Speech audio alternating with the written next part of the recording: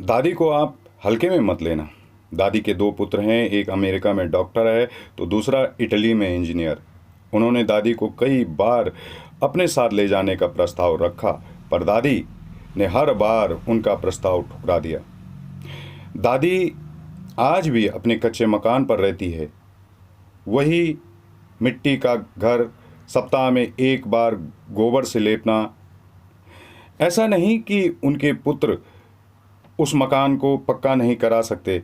दादी का बड़ा पुत्र दिवस, उसने एक बार कहा, अम्मा इस मकान को क्यों न आधुनिक और पक्का बनाया जाए। दादी, चुप हो जा, मेरा मकान जैसा है मुझे वैसे ही पसंद है। दोनों पुत्र बहू नाती कभी भी दादी के सामने अपनी जुबान तक नहीं खोलते। दादी की आज्ञा उनके लिए स्वर्ग परी है। अब आप सोच रहे होंगे कि ऐसा है तो उन्होंने दादी को गांव में अकेले क्यों छोड़ दिया और स्वयं अमेरिका में और इटली में चले गए।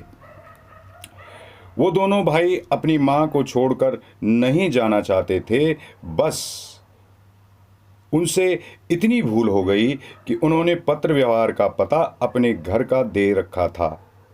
जब भी कंपनी का कोई पत्र आता तो गांव के पते पर ही आता, जिसे दादी पढ़ लेती।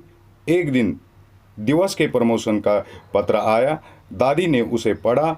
जब दिवस घर आया तो दादी ने उसे बधाई देते हुए कहा कि तू अब अमेरिका कब जाएगा। दिवस ने साफ कह दिया, अम्मा मुझे प्रमोशन नहीं चाहिए, मैं आपको छोड़कर कहीं नहीं जाने वाला।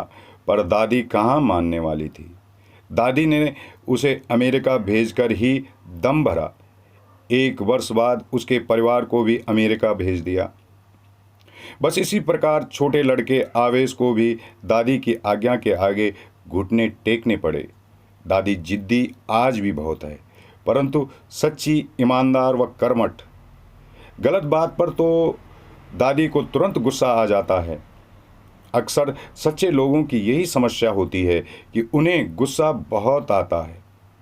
दिवस ने अम्मा की देखरेख के लिए गांव का एक लड़का दिनकर को रखा। उसका वेतन भी उसकी इच्छा के अनुसार ही दिया जाता था।